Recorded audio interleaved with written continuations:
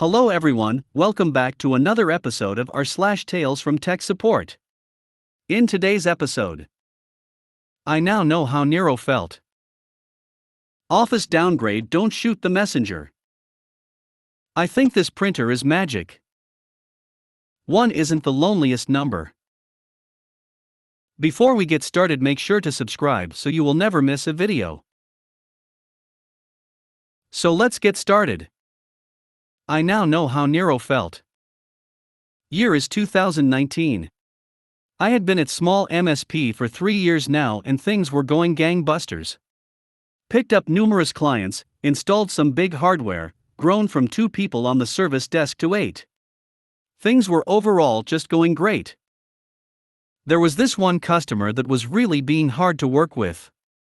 Finance officers wouldn't respond to emails, invoices were going 3 months into delinquency, you know the kind, I'm sure. So our CEO went to them, told them he was willing to help them through the obviously hard financial time they were having. Gave them a payment plan. Made it clear that we held all the chips, and they needed to play ball with us. We had their domain name, their Microsoft licensing, the whole shebang. Every week or so I would approach the CEO with a huge smile. Come on CEO, I have always wanted to see how quickly everything goes to sh*t when I start turning things off. Yes, hitting man, I'm aware of your constant need to burn down our customers' services, with an even bigger, some would say cheeky smile. A few more months go on and it just stops. No payments. No emails, nothing. I jump into our finance software, and at this point they are $60,000 in the hole. Please, CEO, it's time. Give them a week. A week passes, 2 even, but no sign. Eventually I look up to a knock on my office door. It's time, hitting man, you have my permission to terminate their servers. You should have just gotten a ticket from me to do so. The look on my face must have been something to behold because suddenly all my team members are coming in to watch the fireworks. First I divert their phone number to a voicemail and suspend all of their office phone services. In a couple of minutes I get a notification that the voicemail is full, so I crank it right up to 100 gigabytes from 150 megabytes. I remove all the Microsoft licensing from their Office 365 account. I start seeing all of the machines start to throw up activation errors, and Exchange logon errors for mailbox does not exist. It's beautiful. I then delete their name servers for their DNS. They just disappear from the internet over the course of the 4 hours most of the TTL of the addresses had. I can see our warning alert emails are now bouncing back. Lastly, I turn off their UTM. They had never paid for this year's license, so it was running in a repeated 30-day trial mode, so no harm no foul. I see the general manager's mobile appear in the call center queue. I park it and notify the CEO that it is coming through. He wants it directly to him. In the 3 years I'd been there, nothing ever went to the CEO directly, always through the PA. I didn't even know CEO had an extension number. 3000, hitting man, if you could make sure that I am not disturbed for a while. I forwarded the call and fell back into my chair, utterly satisfied. I looked at my mess of monitors with pings all returning nothing and a steadily growing voicemail box. Company went bankrupt a few weeks later. We managed to get the UTM back, but that was about it. I wouldn't say that my experience was worth $60,000, but it was certainly worth something. Office downgrade, don't shoot the messenger. I got requests for more stories about user after this one. This user was neurotic and paranoid that the business hated her and wanted her gone. Me. User. This was around 2009, at the time of the Great Recession. The business decided that it didn't need 2 offices and planned on moving all of the secondary office into our office. To be honest, I don't know why they didn't do this already. There were plenty of cubicle spaces. I guess not enough offices, and that's where our story begins. It was well known that the owner, CEOs, high-level executives, etc. would all have an office, and that if you weren't one of those, your office was available if needed. User's office was available. I am sure there was some sort of heated argument between user and her boss about this, and she probably demanded to keep her office, and she be put at the bottom of the office availability list. Her boss was coming from the second office and had no authority here. All of this prior to where I come in. My boss comes to me and says HR just called and wants you to move user from her office to a designated cubicle. It seemed kind of immediate, like it needed to be done right away, so I left to go do it right away. I walk into the office of user. Me, ready?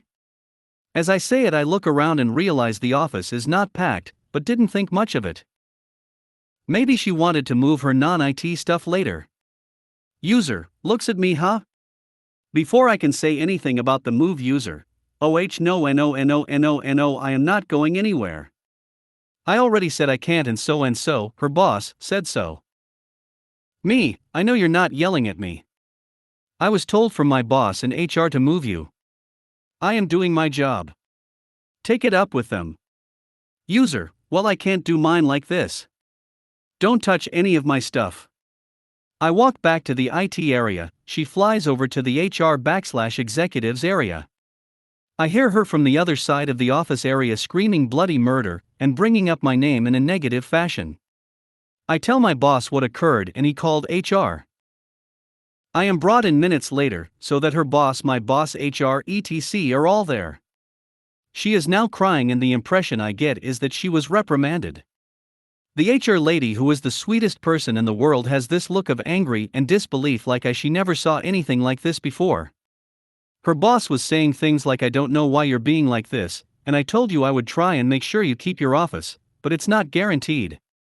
I forget the whole conversation, but I told them what happened and that I was not happy. They said, okay, you can go.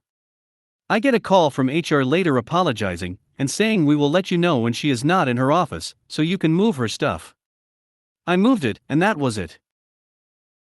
Over the next few days I did hear her complaining about her setup being slightly off, and I heard her coworker had to help her move tons of documents etc. from her office to her now packed cubicle.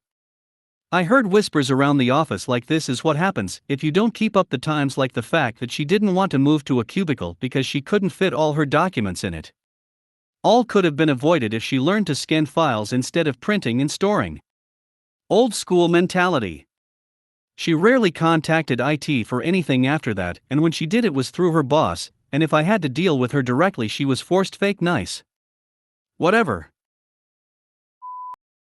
I think this printer is magic. Background: I work in a small local computer shop which does a bit of everything, and a lady brought a printer in for the second time after the previous week it was jamming. Likely the paper, as it seemed very thin and cheap, likely recycled as it was yellowish. We came to the conclusion it was something to do with the way the printer was picking up the cheap paper, as standard A4 allowed the printer to work reliably again. The second week it has been brought in again. Why? Because they are back with the weird thin paper the printer jams with. So, having dealt with it the previous week, I took the paper out, put standard in, and it printed reliably. So I put the customer's paper in the scanner. The weird stuff begins when they pick it up. Note they were not charged. OL, old lady OH, old husband M, me. We got the printer working again, showing test prints, and it seems to be the recycled paper doesn't get picked up well by the printer. OL, you must be mistaken, I am using Morrison's paper, not recycled paper. I took all that out last week. Well, it seems you left some in the paper tray as it was still in when we got it.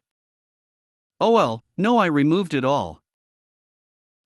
Alright, perhaps you missed a few sheets, it was not a few, just trying to be polite, I put it in the scanner, so that you may use it at home for jotting stuff down.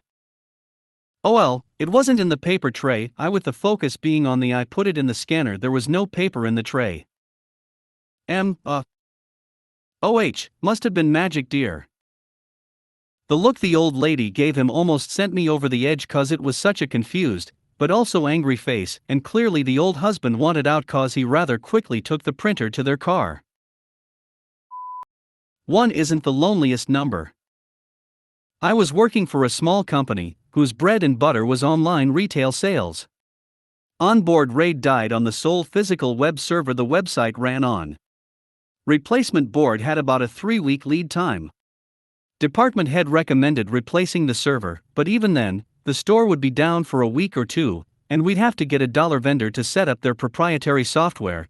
This in itself would have been expensive.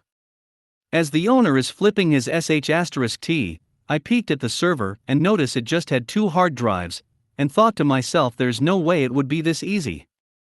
I plugged the drive into a regular SATA port, turned it on, and the server booted right on up, web server and all. We got super lucky that the server was running RAID 1, and that the stars aligned with the soft RAID.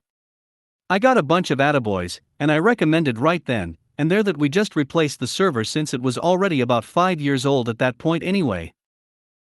2 years later I get called in early because the very same server, that was left as is, had failed to come back up after a reboot.